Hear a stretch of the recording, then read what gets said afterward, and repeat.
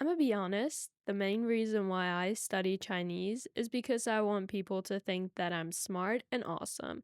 And I do, and they do think that. But it's actually not as hard as people think, which is great for you if you also want to learn Chinese, maybe for some more reputable reasons. So, for you, I've compiled a list of reasons that are most outstanding for me that show why Chinese isn't actually as hard as you might think. The first reason is that grammar is so easy. You wouldn't believe it. I had Spanish in middle school and I 100% struggled with it, which is why I switched over to Chinese. And the main culprit were all the verb conjugations. I just can't do that. And in Chinese, you don't have to conjugate any verbs. It's honestly incredible. Whether you say, I go to the store, I went to the store, she went to the store, she will be going to the store.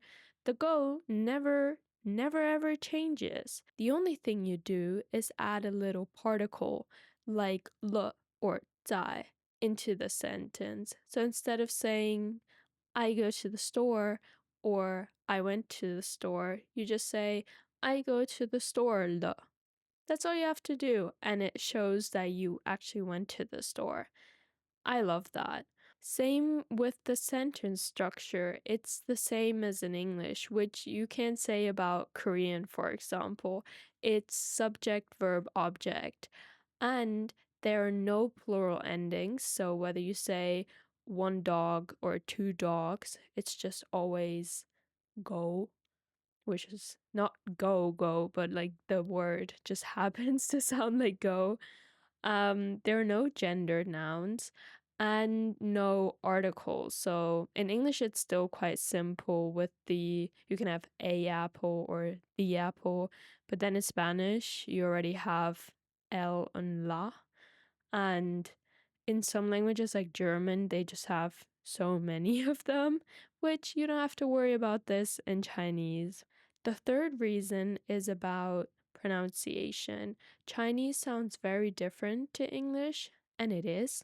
But first of all, the syllables you have, they most of them don't sound so different. So like ma, ba, shi, you can say these things.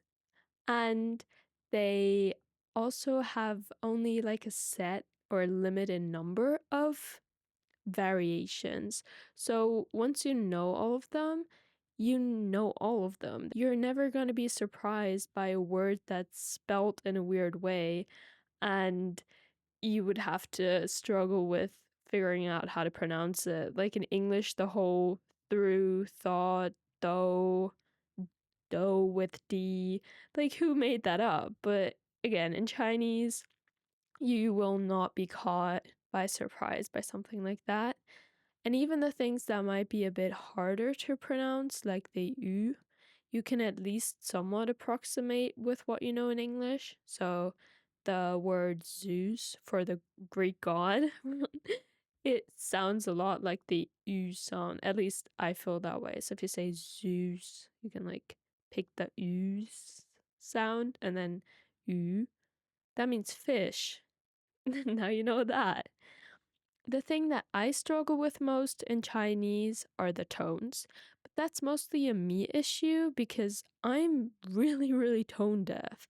I played the violin for 9 years. None of that stuck somehow, but even I kind of managed to do them. And that's because, first of all, God bless, there's only four or four and a half. There's a fifth tone, but they don't really count it. Anyway, in Cantonese, for example, they have like 9 tones, I think. So that's the main reason I'm not learning Cantonese. And the tones are very differentiable. So one is flat, one is rising, one is falling and then rising, or just very low, and one is going down. And you already use these, so if you ask a question at the end of the sentence, your tone automatically rises. If you ask, like, wait, he's dating her? Then you already have the her. And if you say, or you give someone a demand or something, say go. Why is go coming up so much? I just thought of that. But you say go away. Is that a good example? Leave. With leave. You said leave. It goes down. Again, I'm very tone deaf. I'm not the best to explain this. But again, you already have what it takes to master tones. And same with characters. The characters, they look super scary when you see them, but they are built in a very Lego-like systematic somewhat structure. So there's only a limited number or places where you can place the strokes. It's not like they just start scribbling and then it's like, this is the word.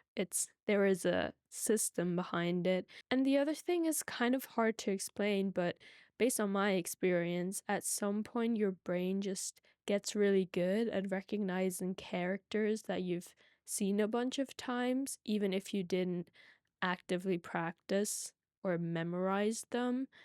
It's almost like recognizing faces or names. Like, I know over 500 or I don't know how many Pokemon names, and if you see them, I'm like, oh yeah, it's them. Kind of the same with Chinese characters randomly. I see a character, I'm like, oh, it has this name and it means this, so think of it as this. And then to bring that all together, what people often think is like, ooh, it's such a different language. The grammar must be super difficult. It's not. It's so easy. You wouldn't believe it. Well, maybe you do now because I explained it to you, but it really, it's a treat. Then the characters, they seem like just a random collection of scribbles, respectfully. But they are actually very meaningful and built from patterns that eventually you will recognize.